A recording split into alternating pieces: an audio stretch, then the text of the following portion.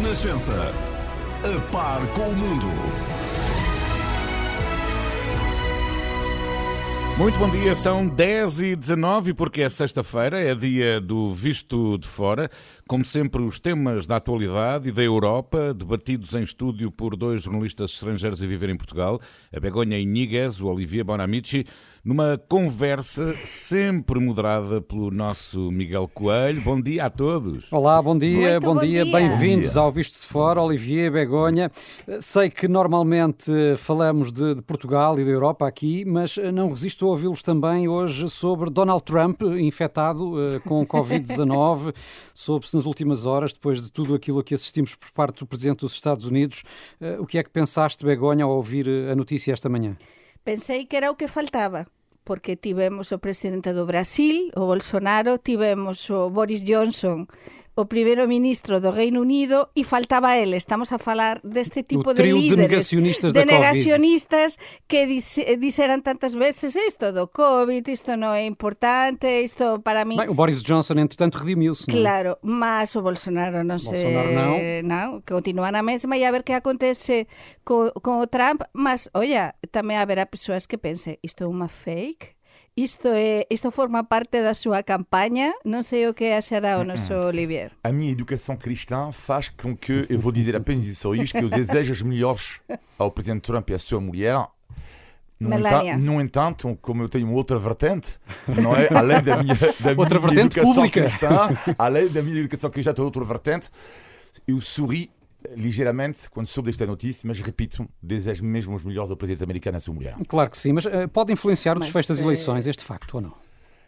Pode, porque vamos ver, sabemos que o Boris Johnson, com a idade que é muito mais jovem, passou por um mau momento, não é? Bolsonaro não foi assim tão complicado, mas Donald Trump é mais velho. Portanto, 74 anos. Exato. 74, portanto, temos que ver, porque esta doença é uma doença que não é uma gripezinha, como alguns pensavam, não é? Como ele pensava. Sim, já viste a minha educação cristã, não é?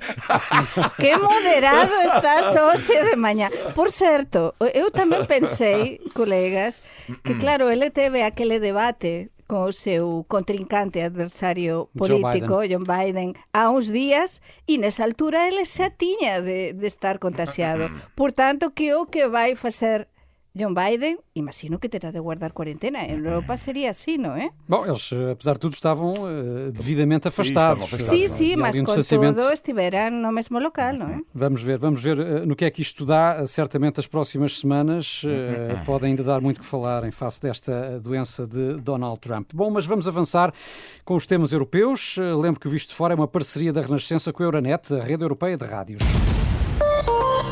Euronet Plus. E o Conselho Europeu está reunido desde ontem em Bruxelas com temas como a Bielorrússia e a Turquia, mas também o mercado interno, a digitalização e a política industrial na União Europeia.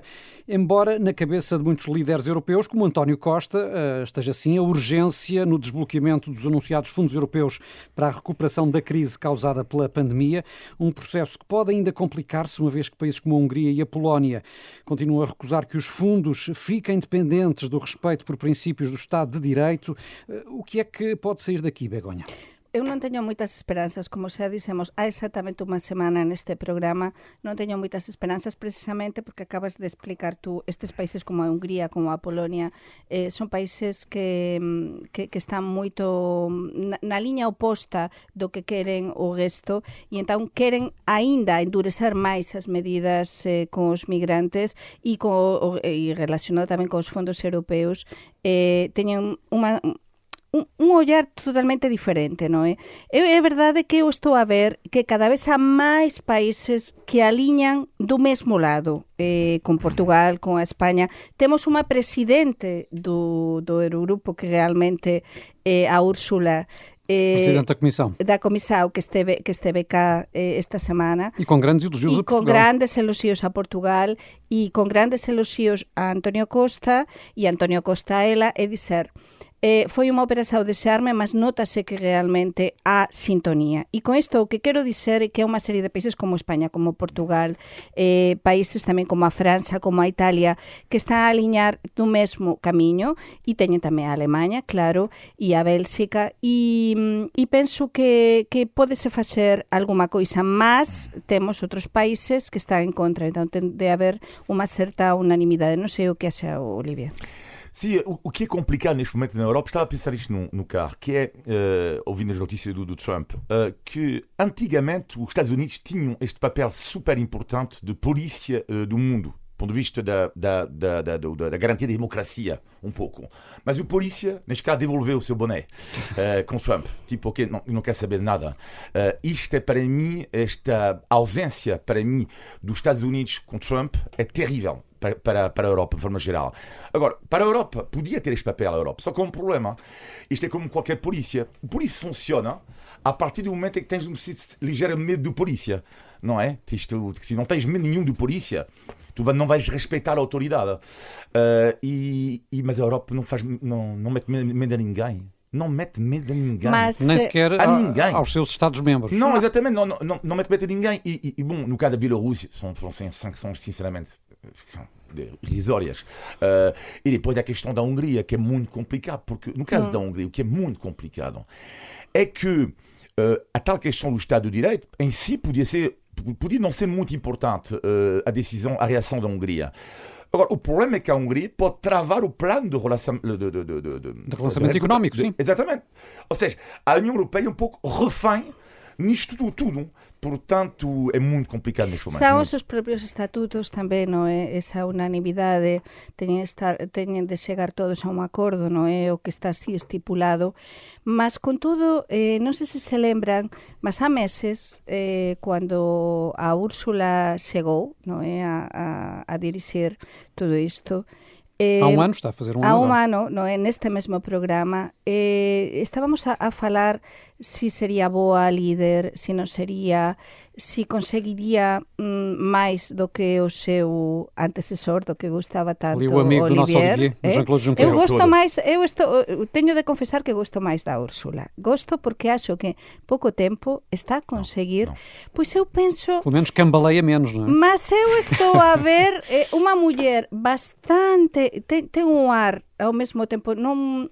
É un ar alemão, mas é un ar tamén simpático e moito determinada, pareceme. Uma Merkel simpática. Uma Merkel, pois sim, uma Merkel simpática. Desculpa, Jean-Claude, para mim... Eu acho que é super simpática. Desculpa, portanto, não, eu acho... Mas e Úrsula não? Já agora como é que viste a visita dela a Portugal? Foi só para português ver ou foi algo mais? Os dois. Eu acho que ela foi super simpática. Sim, estava muito feliz em Portugal. Estava a bom tempo. Porque dizer... Claro. Ao contrário de hoje. Acho que sentou bem, sim. Dizer que... é evidente que... dizer que Portugal... foi quase por um triz que ela não disse o que é que a comunicação social francesa andou a dizer durante algum tempo que falamos aqui. Foi por um triz que ela não disse que Portugal era o milagre económico. Foi por um triz, não é? Algo que fez rir quando ouvi a comunicação social francesa, sobretudo da esquerda, dizer isto. E, portanto, eu acho que foi uma operação. Não aprendi rigorosamente nada com sim, mas depois todo isto beneficia, porque beneficia as ligações melloran e máis unha vez Antonio Costa consigue, non é?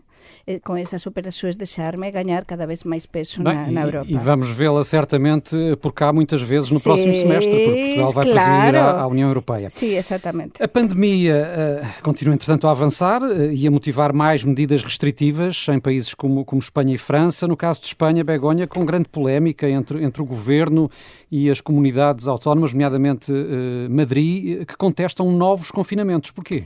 É uma situação surreal, como diria Olivier, mesmo surreal, e eu como espanhola sofro muitísimo, porque vamos ver, temos por un lado o goberno central de Madrid, ¿no? De Pedro Sánchez, do socialista Pedro Sánchez, e por outro lado temos o goberno da Comunidade Autónoma de Madrid, da Isabel Ayuso, que é do Partido Popular. Então, realmente deberían ir da mão. e deberían seguir o exemplo de Portugal, porque como se demostrou coa pandemia, que os partidos foran todos da mão para tentar inicialmente solucionar todo. Neste momento que temos, máis unha vez, como dixemos en España, o rebrote, non é? Temos máis un surto e temos un problema moito grande agora mesmo, máis un surto non, máis centos de surtos en Madrid, e un problema gravísimo. Estamos a falar de máis de 500 casos por 100.000 habitantes en Madrid, en toda a rexión de Madrid. A maior incidência da Europa, da Europa, para que os nosos ouvintes saiban. E entón, a presidenta da Comunidade Autónoma de Madrid non se põe de acordo co goberno central e tiveran unha reunión entre o presidente do goberno Pedro Sánchez e ela. Unha reunión en teoría na que se chegou a un consenso. 2 días depois surxiran as diverxencias e, entre todo, o resto das comunidades autónomas, entre e con Madrid e o goberno central, determinaran unhas medidas, mas a Isabel Ayuso non quer avanzar con esas medidas e vai recurrir aos tribunais. Agora vai ter de aceitar. Por qué? Porque Madrid, desde hoxe a noite, Madrid volta a ter ese confinamento light como teve as zonas da área metropolitana de Lisboa no mes de xullo, que non deixa de ser iso, non é? Que non poder sair os habitantes máis que para traballar ou facer algunhas coisas importantes, unhas medidas moito máis fortes para os cidadaos, é un confinamento light. Mas, a ver o que acontece. Eu fico moito preocupada por que os políticos, acho que neste caso os políticos españois non están à altura realmente das circunstancias. Eu queria comentar a situação espanhola, porque eu adoro a política espanhola e sigo isto muito perto. E uma reflexão que me fiz ontem, a preparar o programa, é o que é super interessante em Espanha, que é, em Espanha, o pesadelo acontece a partir do momento em que, como há movimentos regionalistas fortes, não é? Que não há, por exemplo, em França, até a ver com a história espanhola, etc. É o caos em Espanha, cada vez. Vamos dar o exemplo de Madrid. O Madrid, que é um presidente da Câmara do PP, o presidente do governo regional é do PP também, a presidente neste caso. Só que o que é super interessante é que basta, os dois do PP e o governo do PS é terrível. E se fosse o contrário também seria terrível. Vamos imaginar Madrid nas mãos do PS e o governo espanhol nas mãos do PP. E há sempre este problema em Espanha, porque tem a ver com as tensões que há às vezes do governo central. Ou seja, só por motivos políticos tomam oposições contrárias. O governo regional. Bom, agora voltando à questão francesa agora. Porque em França é um pouco o mesmo debate. Portanto, neste momento, em Marselha, recordo que em Marselha todos os restaurantes estão fechados. Bom, em Paris, eu acho que eles vão ficar fechados a partir da próxima semana, porque a Paris vai passar em alerta máxima. Sim, o Ministro da Saúde já anunciou isso. Só que como não há em França estas questões regionais tão fortes, não é? Entre Paris e Marseille um pouco como entre Lisboa e Porto. Alguma rivalidade, mas não é algo enfim, não, é menos tenso. E claro que as pessoas de Marselha estavam a dizer, mas como é que é possível? Então, mas nós não podemos ir ao restaurante, os parisienses podem ir aos restaurantes. Só que a grande novidade, não é? Ter em conta que a crise sanitária que é em França é que o governo francês, eu acho que não vai ter outra opção se não anunciar esta medida terrível para um setor que já sofreu imenso com a crise, que é dizer, vocês têm que fechar pelo menos durante 15 dias. Eu só queria acrescentar máis 2 dados. En París están a ter, neste momento, eu estive tamén onte cando estaba a ver os dados, a preparar o programa, 250 casos por 100.000 habitantes. En Madrid, na rexión de Madrid, máis de 500 por 100.000. Sim, é uma situação París está a pensar descontrolada. alerta máxima e Madrid aínda duvida se ativar todo isto. Duvida non, E já que vai se percebeu ter durante a pandemia que perder tempo pode ser fatal. No, e sí, exactamente, pode ser fatal, e agora sí que en Madrid se vai ter de cumprir isto porque o goberno central se impús sobre a comunidade autónoma e apareceu no boletín oficial do Estado e vai ter de cumprir. Mas estas clivagens regionais de que Olivier falava prosseguem, nomeadamente ao nível da Catalunha, não é? E até se agravaram ultimamente com esta inabilitação de Quim Torra. Deixa-me só contextualizar aqui um pouco. O presidente do Governo Regional da Catalunha foi suspenso de funções durante ano e meio, proibido de exercer pelo Supremo Tribunal Espanhol. Os independentistas não aceitam esta decisão, apelam inclusive à rebelião, etc. As eleições regionais na Catalunha foram, entretanto, marcadas para 14 de fevereiro. Sim. E o que é que, no fundo, isto pode dar? Pois non sei, mas unha novela para contar aquí no visto de fora por capítulos. E nós agradecemos já. Porque temos o Puigdemont, que era o presidente inhabilitado tamén, que fuxiu e que aínda continúa en Bruselas. O Quim Torra sustituiu o Puigdemont comenzou tamén a infringir a lei e entón o Supremo Tribunal de España decretou a súa inhabilitación e agora o seu sustituto temporario é o seu vicepresidente. Por tanto, continúa a opinión pública catalá dividida e temos a metade un bocado menos da metade dos cataláes a se declarar independentistas e un bocado máis da metade a se declarar pro a União de Espanha. Portanto, é uma situação muito difícil porque vamos ter em fevereiro novas eleições. Muito bem, a novela prossegue então. Recordamos que o Visto de Fora é uma parceria da Renascença com a Euronet, a rede europeia de rádios.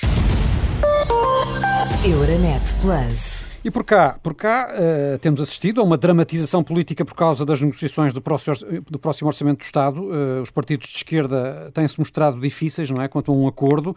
António Costa avisa que o país não suporta ficar sem orçamento nesta fase. Marcelo Rebelo de Sousa tem apelado ao bom senso. Há aqui, Olivier, uma real ameaça de crise política em Portugal ou também muita encenação política? Eu acho que neste momento a geringonça não está em causa. Mas prevejo, de facto, e não sou o único a prever isto, um segundo mandato muito mais complicado para António Costa.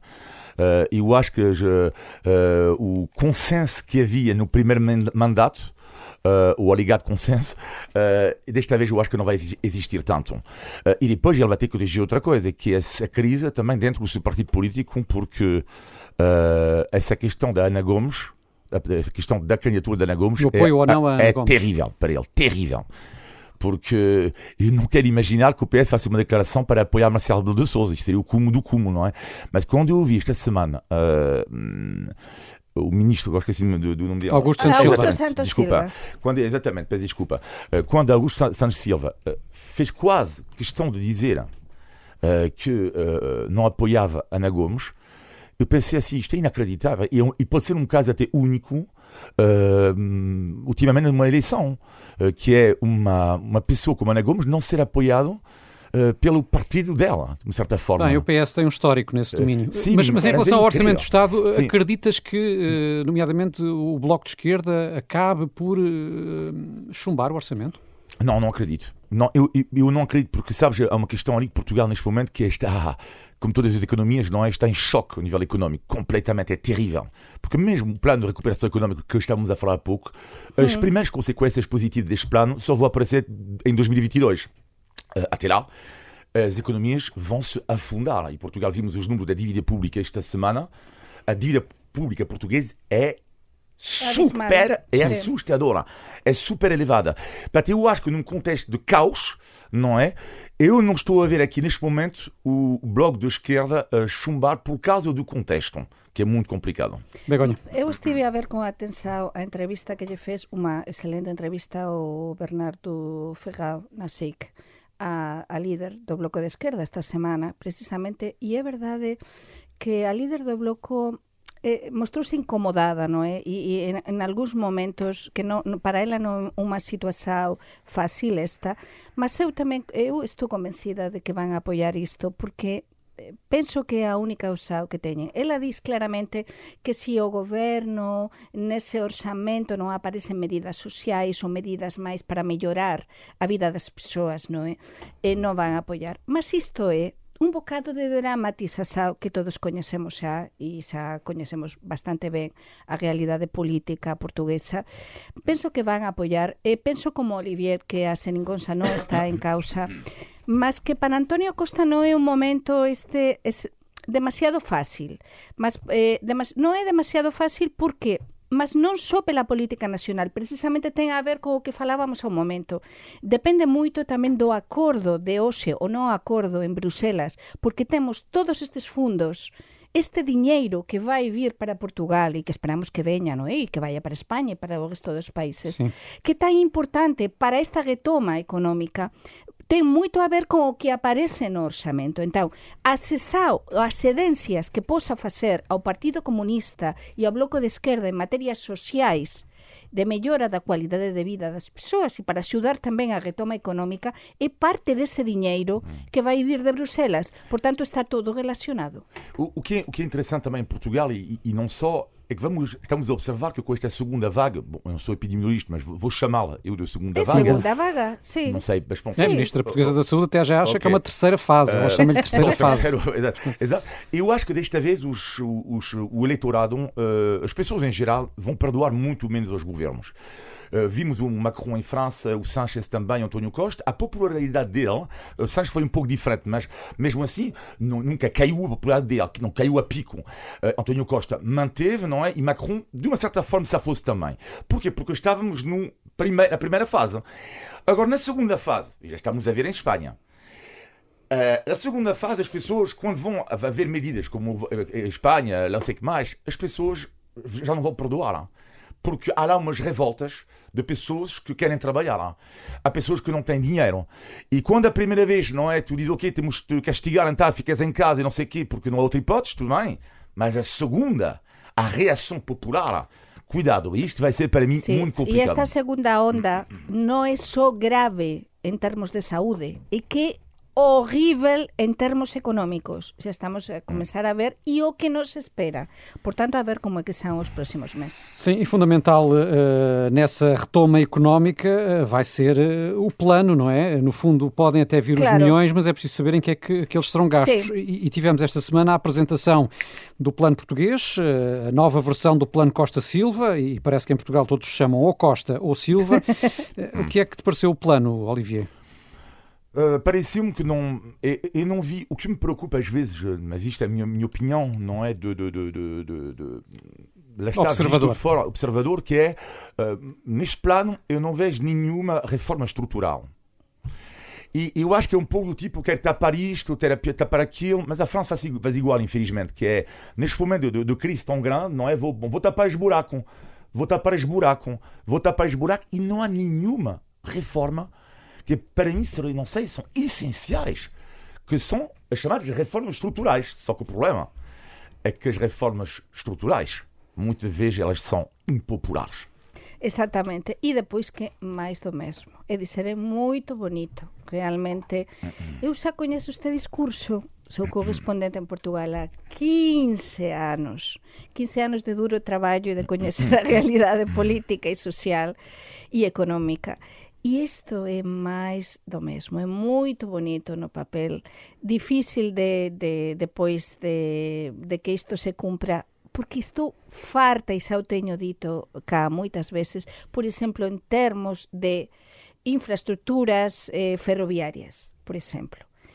Sim, Costa está a dizer, António Costa, nos últimos meses, moito de que ten de mellorar a liña, por exemplo, entre Lisboa e Porto, e até con España as liñas, mas estou farta de que ano tras ano isto non se materialice, continuemos sin unha boa rede ferroviaria en Portugal, continuemos tamén co problema do aeroporto, continuemos co interior isolado. É verdade que apareceu tamén a ministra de Agricultura estes días tamén a dizer que o interior vai ser valorizado, todo isto, mas realmente neste não momento desesperes, pode ser que seja mais oxalá que seja assim. Queria ouvi-los ainda todos. Sobre um tema mais no que toca à pandemia. Portugal prepara o regresso do público aos estádios de futebol, não é? Tem sido um tema muito controverso, não só cá, mas neste caso em Portugal. Espanha, a estreia vai ser justamente no Portugal-Espanha, na próxima semana, com 5% da lotação, perto de 2.500 pessoas.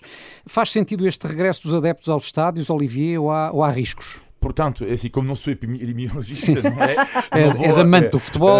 Sim, sou amante do futebol, portanto sou contente, não é? Que as pessoas possam ir ao estádio, e também da vertente económica também estou contente, porque não é só apenas os clubes, existe um negócio à volta, pessoa que tem roulotes, os roulotes que eu tanto gosto, uma bifaninha num estádio antes de ver o jogo, para mim vale mais do que o jogo, muitas vezes. Mas isto é outro debate.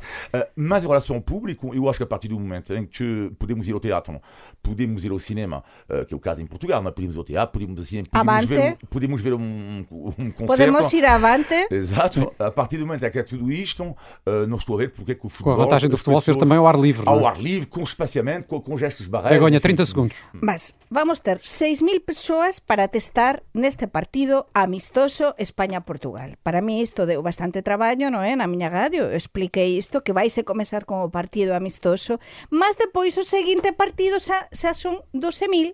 E entón a mí preguntárame, e entón por por que 6.000 neste primeiro partido, precisamente España-Portugal? Non, porque vaise testar e, por tanto, tense de ver se é seguro, se non é seguro. Eu acho que isto é normal que se faça, porque non é un negocio, o futebol move moitos millóns e moitos intereses, non é? E non sería lóxico que se permita tantas coisas e eventos públicos e non se permita o futebol ao ar livre. Muito bem, estamos a 15 minutos das 11, está na hora do Índice Tugalidade. Índice de Tugalidade. E vamos então ao teste semanal que aqui fazemos, ao conhecimento que o Olivier e a Begonha têm dos portugueses e da língua portuguesa. Pergunto-vos se ser correspondente num país estrangeiro é ou não um pau de dois bicos, Olivier. Sim, não, isto sei que se a tua vantagem é uma desvantagem. Exatamente. Isso acertamos, sim. Agora, por que o pau de dois bicos? Muito bem, tem dois lados no fundo, um lado positivo e um lado negativo. Sí, o lado positivo é que este país, como xa dixemos tantas veces, amamos este país os dois e somos quase portugueses de Curaçao, mas o lado negativo é que este país ni sempre é valorizado, pelo menos eu falo de min, en Madrid, sobre todo porque na Galiza é super valorizado e iso dificulta moito vender determinados temas. Sabe o que é terrível? Qual é a minha desvantagem? Concordo plenamente com o Begonha, que é, infelizmente, e nos noticiários, tu sabes muito melhor até do que nós, nos noticiários falamos dos comboios que não chegam à hora, não é? Sim. E concordo plenamente com o Begonha, que às vezes eu tenho vontade de falar de Portugal, de coisas boas, não sei o que mais, mas às vezes os editores não dizem, não interessa. Agora, quando é a crise, a FMI, lá toca o telefone, toca. Quando é uma crise, um clube de futebol, toca o telefone. Quando não sei o quê, toca o telefone. Mas felizmente nos últimos anos Portugal tem sido boa notícia e muitas vezes. Mas eu ponho um exemplo. Quando nós entramos todos os correspondentes, que facemos moitas rondas de correspondentes en Madrid, non é? Nos nosos programas na cadena COPE, é verdade que eu entro sempre. Mas de Europa, que é a última a entrar? Begonha. É dizer, Portugal. Não te esqueças, no noticiário o que importa são só duas notícias, a primeira e a última, é a que fica no ouvido. Mas fica para o fim. Muito bem, é também um pau de dois bicos, como aqui ouvimos, ser correspondente em Portugal, uma expressão que obviamente significa um facto, uma situação que tem vantagens e desvantagens, passaram com distinção no Índice Tugalidade. Boa. Índice de Tugalidade. E antes de fecharmos, como também é hábito, temos o positivo e o negativo da semana, na opinião dos nossos dois comentadores e amigos. Vamos começar contigo, Begonha Inigas, vamos ao negativo. Pois o negativo ten a ver con algo que falábamos tamén neste programa hoxe, que esta crise económica a consecuencia da pandemia, e aconteceume esta semana unha zapatería que eu gosto moito do meu bairro, onde teño comprado moitos zapatos, que vai fechar como tantos outros negocios. Xa ollaran e xa viran a cuantidade de negocios, de pequenos comercios que están a fechar pela crise, que están mesmo a fechar negocios que ni acreditábamos a tempo que poderían sufrir isto, que ian, en teoría, ben, é dizer, temos de recapacitar, temos de pensar, porque isto está a ser dramático e vai ser dramático para moitas persoas. É uma situação também assim em Espanha, ou não? Sí, Espanha está a ser igual. Eu falo disto que eu vivín esta semana cando estas persoas, estas empregadas, me dixeron, é que fechamos, estamos a liquidar todo porque fechamos, non nos aguantamos a crise conseguiu que nós fechásemos. E em Espanha é igual, claro. Olivier, o teu negativo? O meu negativo tem a ver com um debate escandaloso entre Trump e Biden, não é? E reencontrei a frase de uma escritora que eu adoro, que se chama Leila Slimani, e ela diz o seguinte: hoje em dia vivemos uma sociedade que deixa pouco espaço à nuance. Estamos numa sociedade que sobrevaloriza a radicalidade, mas é tão fácil ser radical, porque é muito mais fácil indignar-se do que pensar. Uau, mas está super profundo. Mas, Olivier, queres ajudar-nos a perceber que o significado? Tomaste hoje de pequeno almoço, Olivier? Hoje está mudado, Olivier. Não, mas às vezes posso ser inteligente. Não duvidamos. O Olivier tem este condão de transformar um negativo num positivo. Bom, mas vamos ao teu positivo da semana, Begonha. Pois para mim o positivo, eu hoje não estou profunda, mas estou muito sensível, que isso também é bom. E chama-se Elvira. Elvira é a miña mãe. A miña mãe fez anos esta semana. Fez 80 anos. Bem, parabéns 80 à dona anos, Elvira. está ótima, com uma saúde ótima, e vou estar com ela este fin de semana. Non podemos facer unha grande festa, porque non podemos en tempos de pandemia, mas eu sí que posso estar con ela e celebrar a nosa maneira o seu aniversario. Que bon, é o mellor que nos pode acontecer ter unha mãe assim, non é? E é um nome também muito com sonoridades muito portuguesas, Elvira. É claro, ela é galega. Galaico-portuguesa, nesse caso. Claro, ela é galega. Olivia, o teu positivo? Na semana passada, no meu negativo, falei da experiência traumatizante da cotonete na narina, não é? Agora vou falar de outra vertente, porque eu fiquei doente, fiquei com febre e fiz, claro, o teste. Mas até lá, eu liguei, como evidente, para a DGS, liguei para a linha de saúde, não é? Sim, liguei para a DGS. SNS Eu queria 24. dizer aqui uma coisa. Eu, portanto, falei, pronto, disse, você não pode trabalhar, não pode sair na rua, tudo isto. Até tirei os filhos da minha casa para eles estarem com a mãe deles. E posso vos dizer uma coisa. Queria agradecer aqui a Saúde 24, as pessoas da DGS, porque eles me ligaram quase todos os dias, não é? Porque, pronto, primeira vez que eu liguei, disse que estou com febre, tive outros sintomas também. Pronto. No dia seguinte, ligo um senhor que vou chamar António. Boa tarde, senhor Olivier. Sim, como é que está? Está tudo bem consigo? Está melhor? Sim, obrigado, senhor António. 2 dias depois, ligo-me uma Sandra. Então, senhor Olivier, como é que está? Quando é fazer o teste? Eu, pronto, amanhã, então, tenho que voltar a trabalhar. O senhor Olivier não pode trabalhar sem ter que fazer o teste, estamos certo também, sim. Mas já te tinha ouvido na rádio e visto na televisão? Como? Não. Já te tinha não, eles ouvido não me disseram isto. Quer dizer, às vezes acredito... Ou seja, se era um tratamento de exceção, precisa de uma figura pública. Não. Faz favor. Quer dizer uma coisa assim. A última mensagem foi brutal, que é, eu tenho o resultado negativo, mas, e portanto digo, ok, já sabia portanto eu podia trabalhar, só que eles me ligam, mas eu não entendi na altura, não podia atender, e deixou uma mensagem, e a pessoa da DGS, ou não sei se é a Saúde 24 da DGS, inacreditável. Olá, senhor Olivier? Sim? Senhor Olivier, é só para dizer, fala Sandra, ela dizia, o seu teste é negativo, muito bem.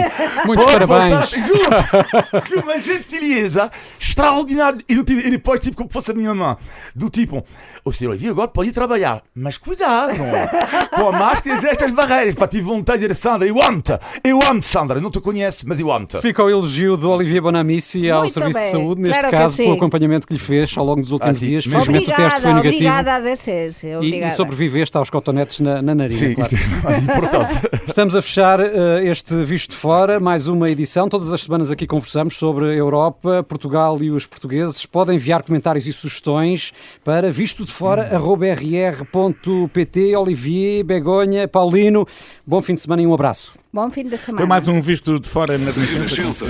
Elvas, Campo Maior. 99.8, 102.3.